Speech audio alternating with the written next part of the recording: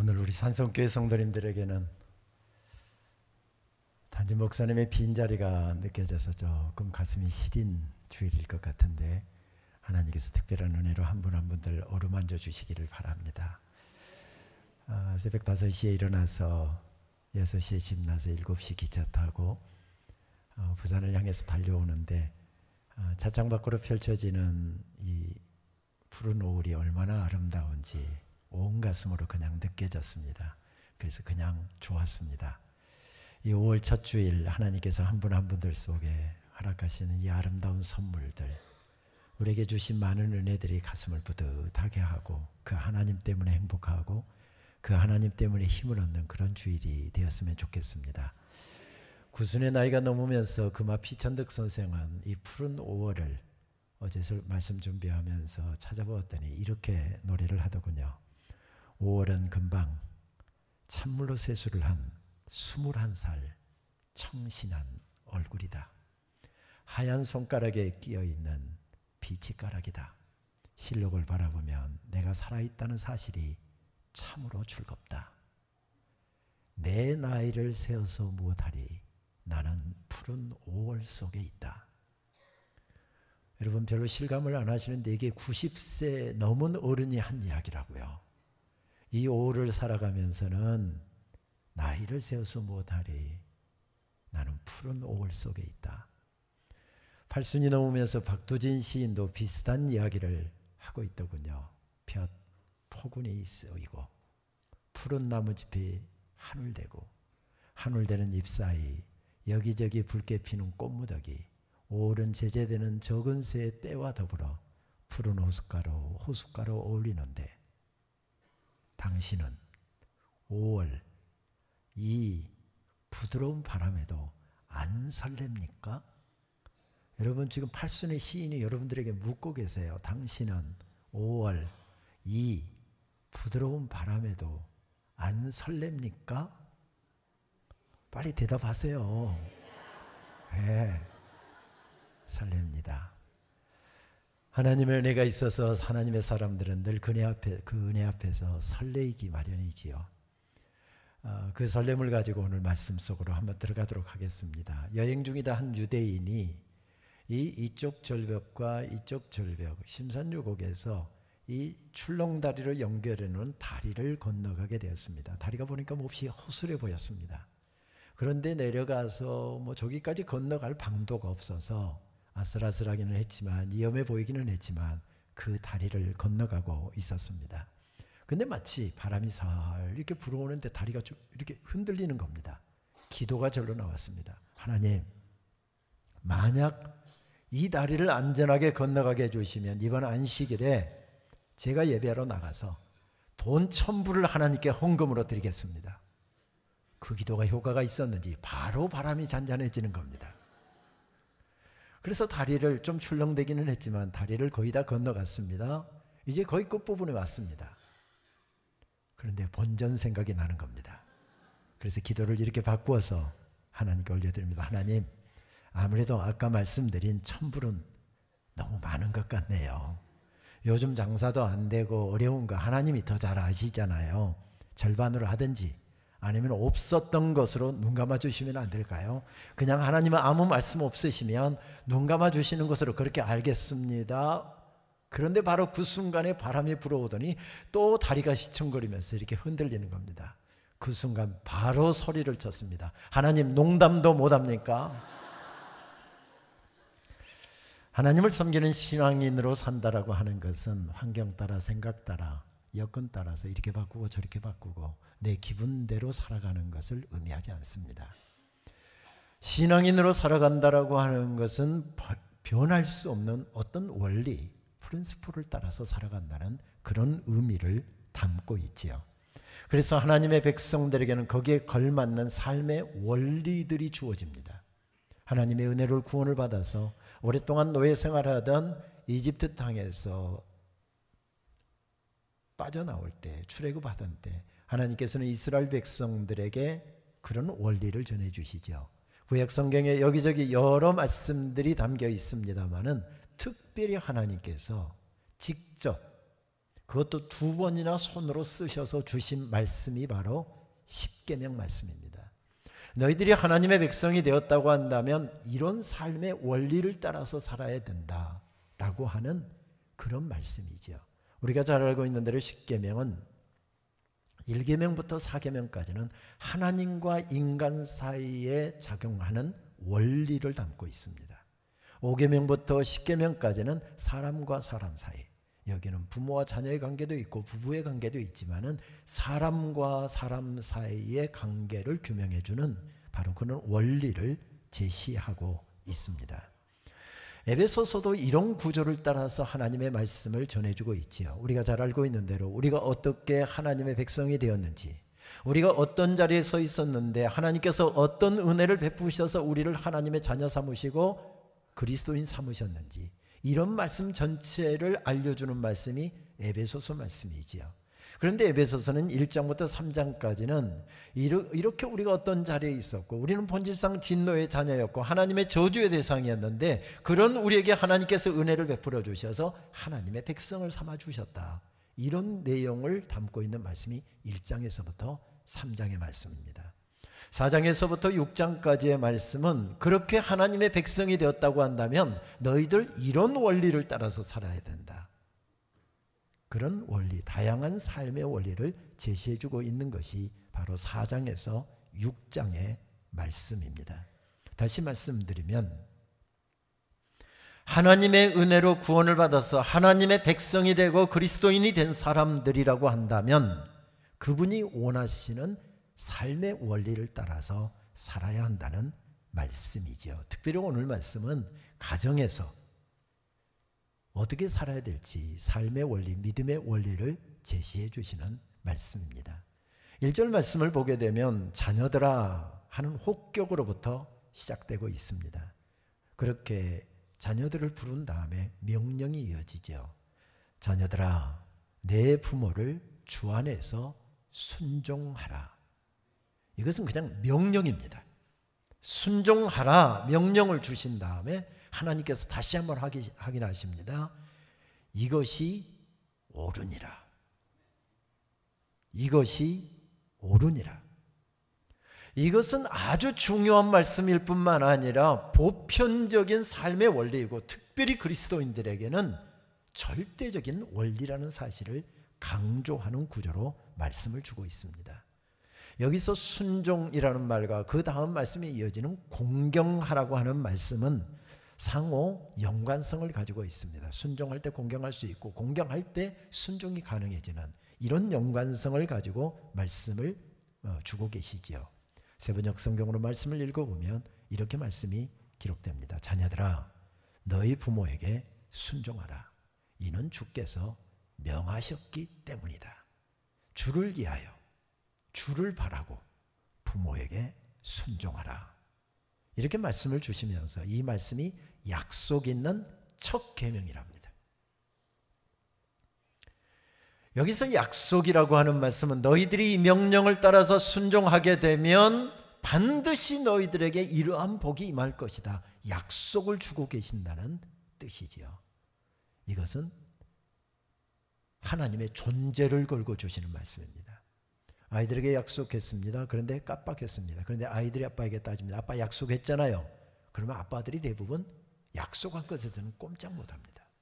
바로 그런 말씀입니다. 하나님께서 반드시 그 약속을 지킬 그런 말씀이다, 이런 뜻이죠.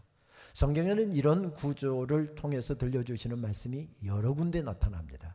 예컨대 가장 대표적인 말씀을 들라고 한다면 예수님께서 이 땅에서 승천하시던 마지막 순간에 제자들에게 명령을 주십니다. 선교적인 교회로 우리 교단의 모범적인 교회인 우리 산성교회는 이 말씀은 줄줄줄 애우고 계시리라 생각이 됩니다마는 마태복음 28장 끝부분에 보게 되면 그렇게 말씀이 기록되어 있잖아요. 가서 모든 족속으로 제자를 삼아 아버지와 아들과 성령의 이름으로 세례를 주고 내가 너희에게 분부한 모든 것을 가르쳐 지키게 하라. 무엇이죠? 명령입니다. 그 다음에 하나님의 약속이 나옵니다. 어떻게 약속이 나오죠? 내가 세상 끝날까지 너희들이 그 약속을 따라서 살아가면 내가 세상 끝날까지 너희와 항상 함께 있으리라. 이렇게 약속을 주고 계십니다. 이런 구조를 따라서 오늘 본문의 말씀이 주어지고 있다는 것이죠. 명령이 어떻게 주어집니까?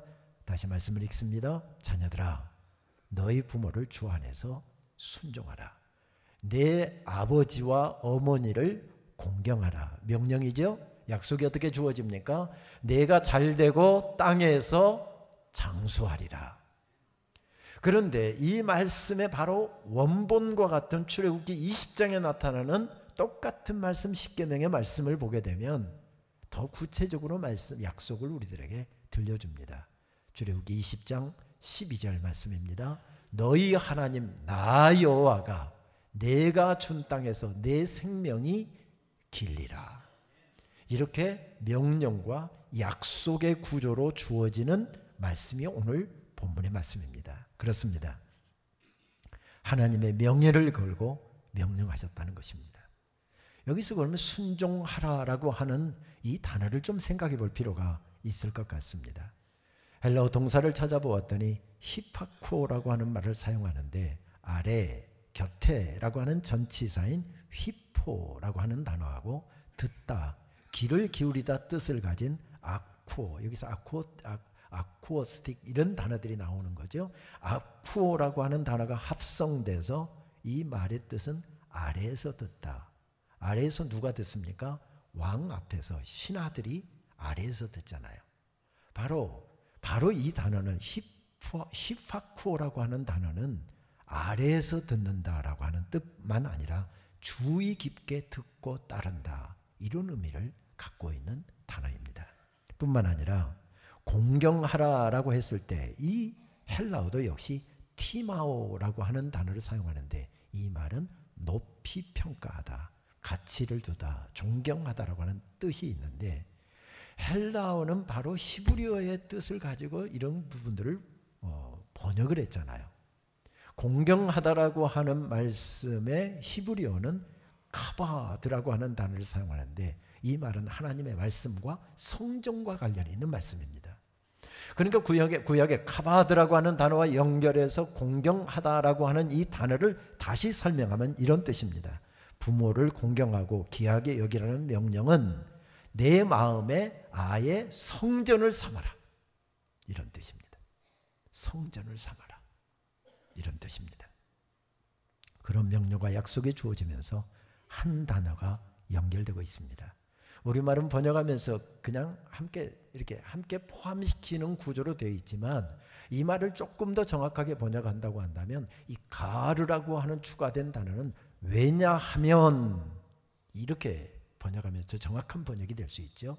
그러니까 오늘 본문은 이것이 옳으니라 했는데 가르라고 하는 단어를, 접속사를 넣어서 번역한다고 한다면 왜냐하면 이것이 옳기 때문이다, 이런 뜻으로 번역할 수 있습니다. 오늘 우리는 어린이 주일을 보내고 있고요. 이제 며칠 후면 주간 중에 어버이날을 보낼 것이며 다음 주일 어버이 주일을 보내게 됩니다. 이때가 되면 저는 한 번은 꺼내서 읽는 시가 있습니다. 임병현 시인의 참꽃이라고 하는 제목의 시이지요. 어느새 봄이 익어가고 있는가 봅니다. 아침에 산에 올라 활짝 핀 참꽃을 보았습니다. 문득 어릴 적 봄날 먼 산에 나무를 뜯으러 가셨다가 한 묶음 참꽃을 꺾고 오시던 어머니, 커다란 나무찜이에 한아름 참꽃을 꽂아 오시던 아버지가 생각납니다. 어머니, 아버지, 지금쯤 무덤에도 참꽃이 피었겠지요. 시인은 지금 무슨 이야기를 하고 있는 것입니까? 어머니가 내 인생에 참꽃을 꽂아주었고 아버지가 내 머리에 참꽃을 꽂아주셔서 오늘 내 인생을 이렇게 아름답게, 오늘 내 인생을 이렇게 세워주셨다는 그런 고백이겠지요. 중요한 것은 그 근원을 알지 못하고서는 결코 이런 공경이, 순종이 나올 수 없다는 뜻이기도 합니다. 3, 4대가 자연스럽게 어울려 살던 옛날 시대에는 어른을 공경했고 부모를 공경하는 것은 자연스러운 일이었습니다. 그러나 핵가족 시대가 되면서 가족 구조도 관계도 달라지고 있습니다. 이런 시대가 되면서 우리 사회는 어른이 없어졌고 나이 든 부모나 나이 든 어른을 기이 여기지 않는 이런 세태가 지배적인 것을 발견하게 됩니다. 그래서 혹자는 이 10계명의 5계명이 텅 빈 계명이다, 잊혀진 계명이다라고 지칭하기도 합니다. 우리가 잘 알고 있는 대로 이 계명은 4000년 전에 이스라엘 백성들에게 주었던 명령이었습니다. 그런데 2000년 전에 예수 그리스도의 놀라운 십자가의 구속의 은혜를 통해서, 십자가의 구속과 부활의 영광을 통해서 하나님의 자녀가 된 사람들, 그리스도인이 된 사람들에게 이 명령을 다시 확인시켜주고 있습니다. 그러니까 이것은 지켜도 되고 안 지켜도 되는 명령이 아니라 2000년 전에도 4000년 전에도, 아니 오늘날에도 이것은 변함없는 하나님의 유효한 명령이라고 들려주고 있습니다. 문득 말씀을 준비하다가 어느 어머니의 일기라고 하는 글을 읽은 적이 있습니다. 병든 어머니를 아마 돌볼 수가 없어서 요양원에 모시게 된 아들이 혹시 마음 다칠까 봐 걱정한 어머니가 아들에게 보낸 내용의 편지인 것 같습니다. 미안하구나 아들아. 그저 늙으면 죽어야 하는 것인데 모진 목숨 병든 몸으로 살아 내게 짐이 되는구나. 여기 사는 곳으로도 나는 족하다. 그렇게 일찍 내 애비만 여의지 않았더라도 땅 한 평 남겨줄 형편은 되었을 터인데 못나고 못 배운 주변머리로 짐 같은 가난만 너에게 물려주었구나. 어지러운 아파트 꼭대기에서 새처럼 갇혀 사느니 친구도 있고 흙도 있는 여기가 그래도 나는 족하다. 내 평생 내 행복 하나만을 바라고 살았거늘 말라 비틀어진 젖가슴 파고들던 손주 녀석 보고픈 것쯤이야 마음 한번 삭혀 참고 말지. 혹여 어미 혼자 버려두었다고 마음 다치지 마라. 내 녀석 착하디 착한 심사로 어미 걱정에 마음 다칠까 걱정이다. 삼시세끼 잘 먹고 약도 잘 먹고 있으니 어미 걱정일랑은 아예 말고 내 몸 건사 잘 하거라. 살아생전에 내가 가난 떨치고 사는 것 한 번만 볼 수 있다면 나는 지금 죽어도 여한은 없다. 어쩌면 70년대 80년대 가난 떨쳐보겠다고 도시로 나간 아들, 자녀들 키우면서 힘들게 살고 있는데 병들어서 자식에게 얹혀 사는 게 그래 고향으로 내려갔을지 요양병원으로 갔을지 모르는 어머니의 편지입니다. 이런 사랑받고 자녀들은 살아가는 것이지요. 이런 사랑 먹고 자녀들은 커가는 것이지요. 이런 사랑 때문에 자녀들의 인생이 세워지는 것이지요. 그래서 옛 선인들은 피 서말 쏟아 낳아 키운 부모, 자식의 물 한 잔 효도에도 감동하네. 부모의 피 서말로 세워진 것이 자녀들의 인생이라는 것입니다. 명심보감에서는 그렇게 이야기하더군요. 한 부모는 10자녀를 아무 부담 없이 키우는데 10자식은 한 부모를 모시지 못하는 일이 있으니 자녀와 부모를 대하는 마음이 어찌 그리 다른가. 이런 세태가 4000년 전에도 있었고 2000년 전에도 있었고 오늘날도 있기 때문에 하나님의 자녀가 된 사람들은 내 부모를 존귀 여기고 순종하고 공경하라 이렇게 말씀합니다. 아무래도 우리 산성교회 성도님들에게도 효도 테스트를 한번 해봐야 될 것 같습니다. 한 문제에 10점씩입니다. 낙제 점수가 있기는 하지만 점수는 발표하지 않겠고요. 각자 자기 채점을 하시는 것입니다. 첫 번째 문제 나갑니다. 1번 부모님 생신을 알고 있다. 그리고 기억하고 대접한다. 2번 부모님께서 가장 좋아하시는 음식이 무엇인지를 알고 있다. 20점 받으셨습니까? 3번 부모님의 취미생활을 알고 있다. 4번 부모님에게 종종 사랑한다고 말씀드린다. 5번 하루 한 번 이상은 부모님께 안부 전화를 한다. 6번 부모님께 작은 것이라도 종종 부모님께 선물을 드린다. 7번 부모님을 업어드린 적이 있다. 8번 부모님을 없는 순간에 뭔가 느껴졌다. 맛있는 음식이나 멋진 볼거리를 보면 부모님 생각이 난다. 10번 나는 솔직히 말해서 효자, 효녀인 것 같다. 그러면 100점을 맞으셨습니다. 그런데 누군가 그냥 웃자고 또 혹은 우리 부모님 귀하게 여기자고 해서 이런 글을 만들어서 올린 것 같습니다만은 밑에 그런 글이 덧붙여 있었습니다. 나는 역시 효자야, 효녀야 라고 말하는 사람은 대부분 효자가 아닌 경우가 많다. 9개 이상을 예라고 하는 사람은 효자, 효녀일 가능성이 굉장히 높다. 그리고 4개나 8개 사이에 예라고 대답이 나왔다고 한다면 좀 더 노력해야 된다. 그리고 3개 미만은 지금 빨리 부모님에게 달려가서 무릎 꿇고 죄송하다고 용서를 빌고 좋은 말로 할 때 걔가 천선해야 된다. 그래, 부모님의 사랑을 생각하면 내가 효자다, 효녀라고 이야기할 수 있는 사람이 얼마나 많겠습니까? 문제는 일에 바쁘고 돈 버는 일이 힘들고 자식 키우는 일이 중요하고 먹고 살기가 너무 힘들어서 마음들은 있어도 잘 표현을 못하는 것이지요. 그런데 오늘입니다. 그런데 지금입니다. 그 기회가 지나가고 나면 그 기회는 영영이 돌아오지 않기 때문에 그렇습니다. 삶의 여유도 좀 생겼고 부모님께 마음 놓고 용돈도 드릴 만한데 부모님이 더 이상 계시지를 않습니다.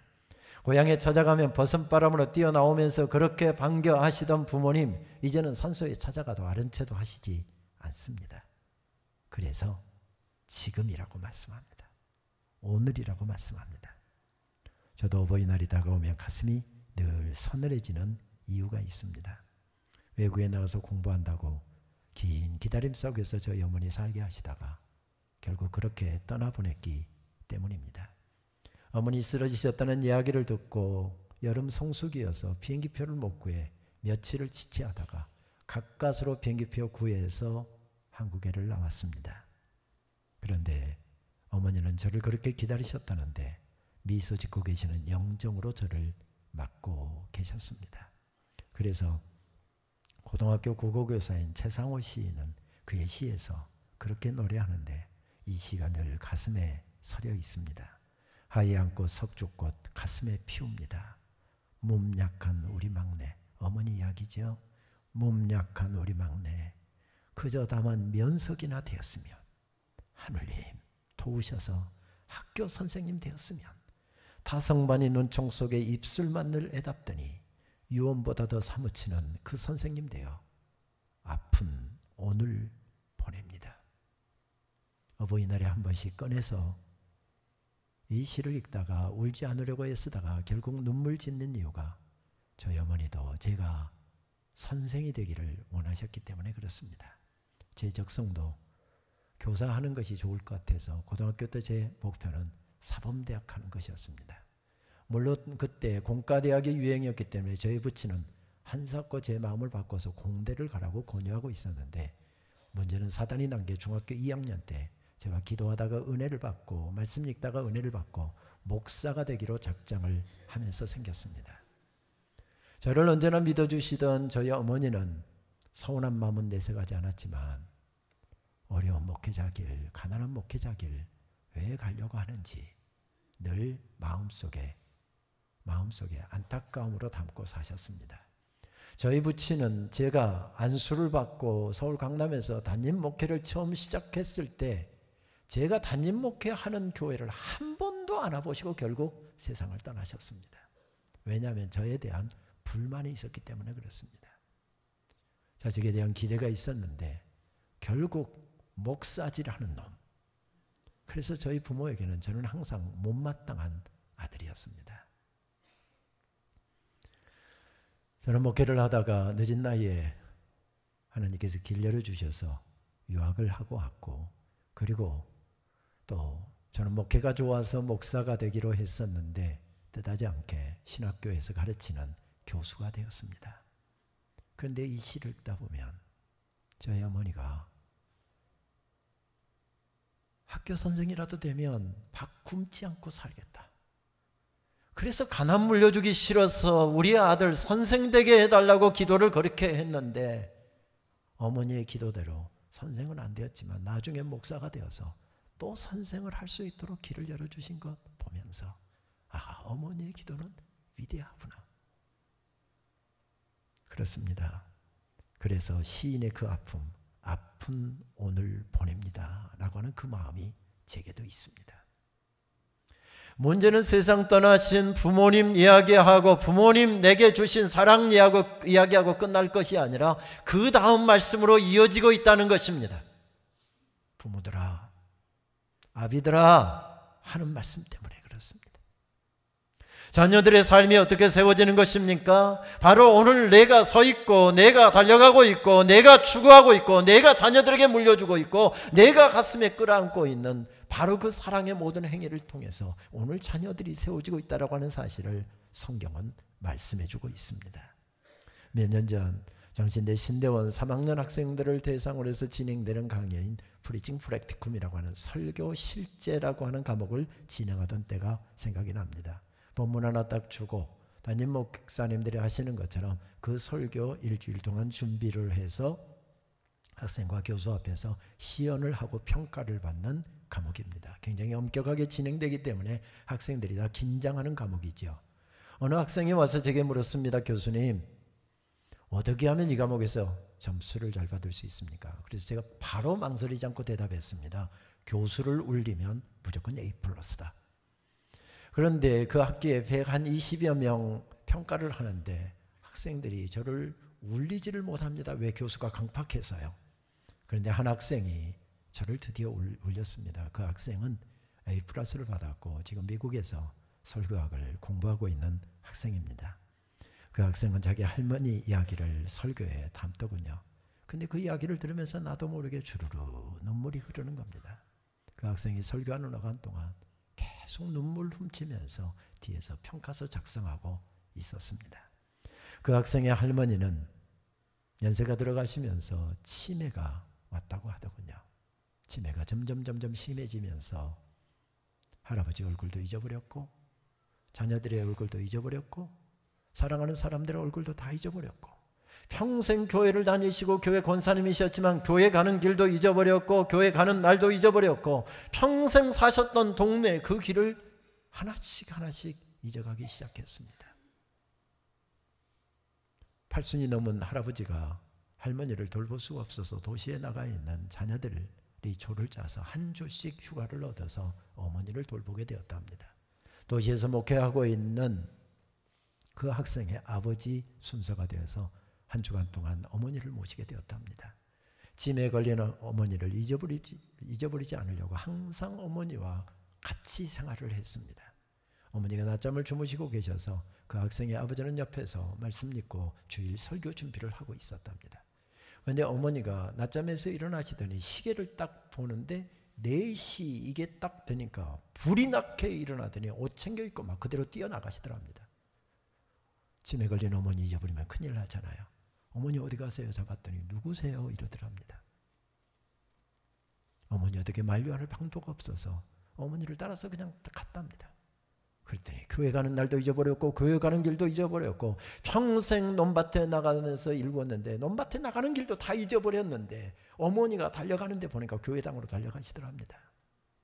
그리고 방석 하나 들고서 강대상 밑에 무릎 꿇고 앉아서 기도를 하시기 시작하는데 교회를 위해서 기도하고 목사님 위해서 기도하고 동네 복음화를 위해서 기도하고 그리고 7남매 이름을 하나씩 불러가면서 기도를 하시는데 마지막에 자녀들을 위해서 기도할 때는 눈물의 기도로 바뀌더라는 거죠. 뒤에서 어머니가 기도하는 소리 들으면서 아들 목사가 지켜보고 있다가 어머니 가십시다 감격해서 어머니 이렇게 세우고 집으로 모시고 가려고 하는데 또 아들에게 그러더랍니다. 누구세요?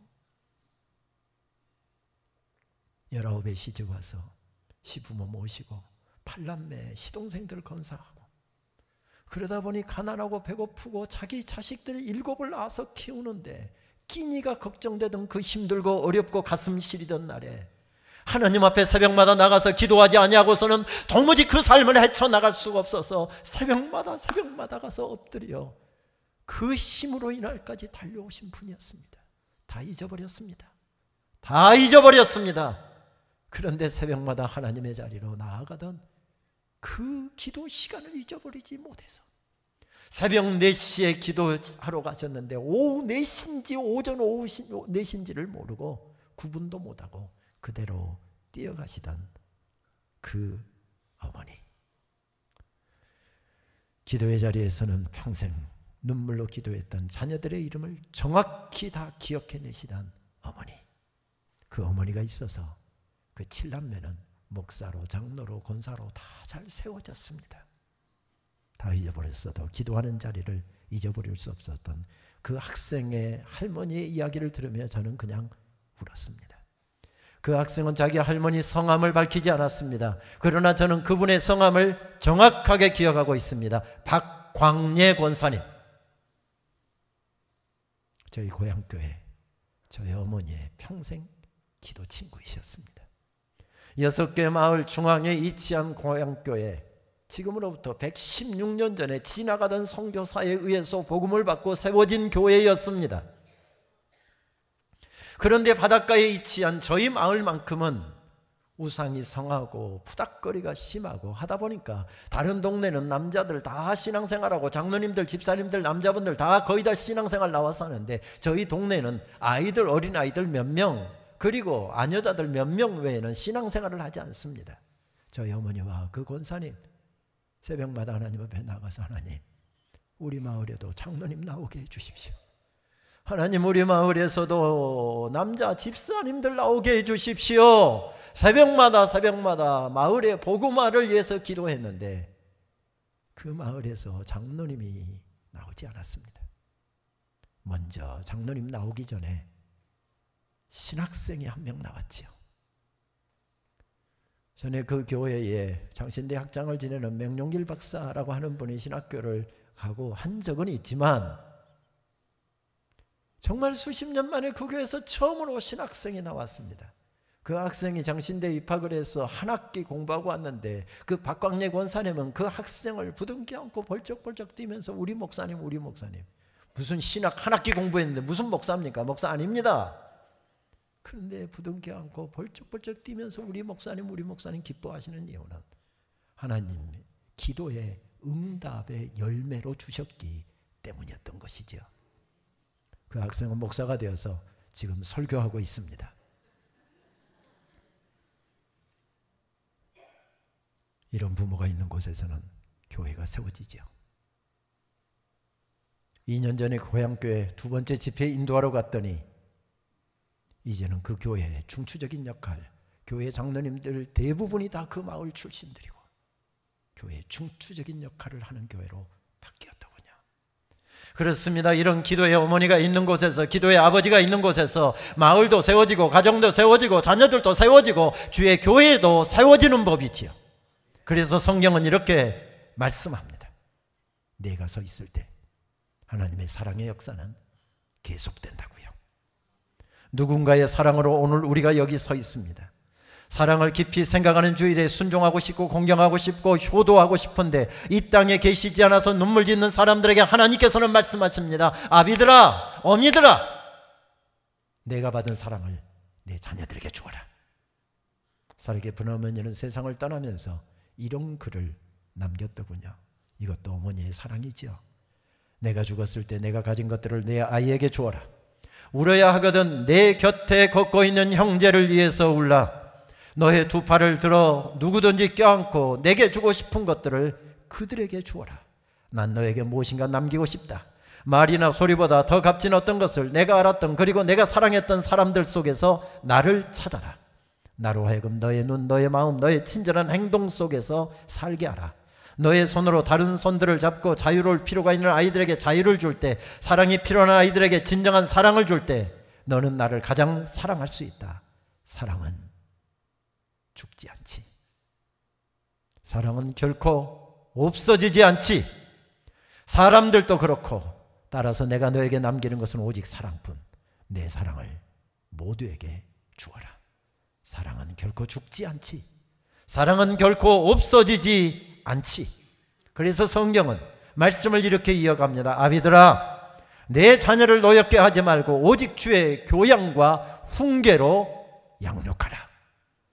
여기서 아비들아라고 하는 혹격은 대표성을 담고 있는 용어이기 때문에 부모들아 바꾸어서 말해도 별 문제가 없는 표현입니다.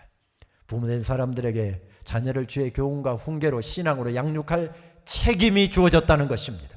부모 세대가 그것을 잘 감당하게 되면 주님 오시는 그날까지 영광스럽게 주님을 섬기는 세대들이 이어지게 될 것이라는 말씀입니다. 영국의 전도자였던 톰 리스는 영국 그리스도인들 가운데서 몇 살 때 예수 그리스도께 돌아왔는지를 조사하는 통계 조사를 실시를 했습니다. 14세 이전에 그리스도께 돌아온 사람이 75%, 14세에서 21세, 그러니까 우리로 친다고 한다면 지금 중등부와 고등부에 해당되는 그 나이에 주님께 돌아오는 사람이 20%, 그리고 21세 이후에 돌아오는 청년부부터 시작해서 남성교회, 여성교회 우리가 전도를 하는데 그 이후에 돌아오는 사람은 불과 5%밖에 되지 않았다는 조사 결과를 내놓았습니다. 물론 이것은 영국의 기록입니다. 그런데 미국에서도 비슷한 조사가 이루어졌는데요. 라이오넬 헌트라고 하는 사람이 이런 조사를 시행해서 그 조사 결과를 발표를 했습니다. 15세 이하가 86%, 15세에서 30세 사이에 주님께 돌아온 사람은 10%, 그리고 30세 이후에 주님께 돌아온 사람은 불과 4% 뿐이었습니다. 우리는 정말로 하나님을 믿는 사람입니까? 우리는 예수 그리스도의 십자가와 부활을 통해서 우리들에게 주신 하나님의 자녀됨의 권세와 죽어도 사는 영원한 생명과 하나님의 나라를 우리는 정말로 믿고 사는 사람들입니까? 이 땅에서 함께 우리는 발붙이고 살아가지만 언젠가 우리는 이 땅에서 천년만년 영원히 살 수 있는 것이 아니라 이 땅의 모든 것을 다 내려놓고 하나님의 부르시는 그 영원한 본향으로 돌아갈, 우리는 이 땅에서 순례자들이고 이 땅에서 우리는 나그네로 살고 있다고 하는 사실을 여러분, 우리는 정말 믿고 살아가는 사람들입니까? 그리고 우리가 세상을 떠난 다음에도 우리 성도님들의 눈물의 기도와 아름다운 헌신을 통해서 이렇게 영광스럽게 세워진 교회가 매 주일마다 주님 앞에 모여서 영광스러운 찬양과 예배를 올려드리고 여전히 주의 복음을 가슴에 품고 이 교회를 덮고 이 지역사회를 덮고 온 나라와 온 세계를 덮는 이 복음의 놀라운 능력을 우리는 정말로 믿고 살아가는 사람들입니까? 그렇다고 한다면 우리는 한 가지 더 질문이 제기가 됩니다. 지금 우리 아이들의 나이는 몇 살입니까? 그냥 데리고 가기만 해도 86%가 하나님 앞에 평생 남게 될 그 아이인데, 그 나이인데 신앙교육을 소홀히 하지 않는다고 한다면 우리는 정말 하나님의 세계를 믿는 사람들입니까? 하나님의 세계의 영광을 믿는 사람들입니까?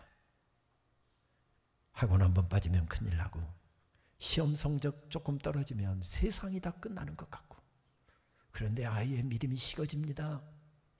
이 아이가 예배드리기를 좋아하지 않습니다. 하나님의 세계에 대해서 철저하게 무관심합니다. 아니 이제 머리 컸다고 부모 말도 듣지 않고 신앙을 떠나고 있습니다. 그런데도 내 눈에서 눈물이 말랐고 내 가슴에서 통곡이 터져 나오지 않는다고 한다면 정말 우리는 하나님의 세계와 그 영광과 복음의 능력을 정말 믿는 사람들인지 확인해야 한다는 이야기죠. 우리도 모자라서 세상을 떠나게 될 것입니다. 우리가 세상을 떠나고 난 다음에 우리 아이들은 나를 어떻게 기억할까요? 우리 엄마는 입만 열면 공부. 우리 아빠는 입만 열면 돈. 주식, 부동산. 중요한 것이죠. 이 땅 살아가는데 필요한 것이기 때문에 필요한 것들이죠. 그런데 우리가 그렇게 기억된다고 한다면 우리 잘 살았다고 하나님 앞에 가서 우리 자랑할 수 있을까요? 그래서 하나님께서는 말씀하십니다. 부모들아, 내 자녀를 주의 교양과 주의 말씀과 주님의 원리를 따라서 살도록 가르쳐라. 내 심장에 더운피 식는 그날까지, 이 땅에서 너의 삶이 끝나는 그날까지 내가 새벽에 엎드리고 저녁에 엎드리고 자녀의 이름을 불러가며 눈물로 기도할 때 너희 자녀들의 삶이 하나님 앞에 견고하게 세워질 것이다. 이스라엘의 홀로코스트 기념관인 야드바셈에 가면 마지막 행진, The Last March라고 하는 조각상이 서 있습니다. 가스실로 끌려가던 엄마가 아빠가 더 이상 아이들을 데리고 갈 수가 없어서 마지막 포스트에서 아이들을 꼭 끌어안고 있는 그런 광경을 담은 조각상이죠. 그런데 이 이후로는 자녀들 같이 가면 자녀들 죽습니다. 그래서 자녀들을 데려갈 수가 없어서 자녀들을 떼내면서 그들은 그렇게 이야기합니다. 함께 갈 수 없는 길, 영원히 품을 수 없는 아이들, 그 아이들을 하나님의 손에 맡기면서 그렇게 그들은 기도합니다. 하나님, 우리 아이들의 목자가 되어 주시옵소서. 내가 이 아이들을 더 돌볼 수 없사오니 하나님의 손에 이 아이들을 맡깁니다. 그리고 품에 안고 있던 아이들을 하나 둘 떼내고 저들은 죽음의 자리, 바로 가스실로 저렇게 걸어가고 있습니다. 내가 키울 수 없는 아이, 내가 돌볼 수 없는 아이를 하나님의 손에 맡겼더니 하나님께서 그 아이를 돌보셨습니다. 모든 아이들이 다 죽어가는 거기에서 그 아이를 살리셨습니다. 그래서 그 아이가 홀로코스트 생존자가 되어서 아슈비츠 수용소에서 걸어 나왔습니다. 그리고 부모가 나를 꼭 끌어안았던 그 자리, 부모가 나를 하나님의 손에 맡겼던 그 자리에 그 아이가 조각가가 되어서 부모를 생각하며 그곳에다 세운 조각상입니다. 신앙교육은 자녀를 하나님 앞에 세우는 것이고 하나님께 하나님의 손에 맡기는 행위입니다. 그렇습니다. 누군가의 사랑을 받았기 때문에 이제까지 살아왔다고 한다면, 그래서 하나님의 백성이 되었고 하나님의 사람이 되었고 영원한 하나님 나라를 바라보고 사는 사람들이라고 한다면, 이 땅 사는 동안에도 하나님 나라의 가치를 가지고 그 아이들에게까지 내가 살았던, 내가 지켜냈던 그 삶의 원리를 내 사랑하는 자녀들에게 물려줄 때 우리는 잘 산 부모들이다, 이렇게 이야기할 수 있을 것입니다. 하나님께서 오늘 본문에서 이렇게 다시 명령합니다. 부모들아, 내 자녀를 그리스도의 교훈과 훈계로 양육하라. 자녀된 사람들에게 하나님께서 말씀합니다. 자녀들아, 내 부모를 주 안에서 부모에게 순종하라. 내 부모를 공경하라. 이것은 우리 하나님의 말씀입니다. 기도하시겠습니다.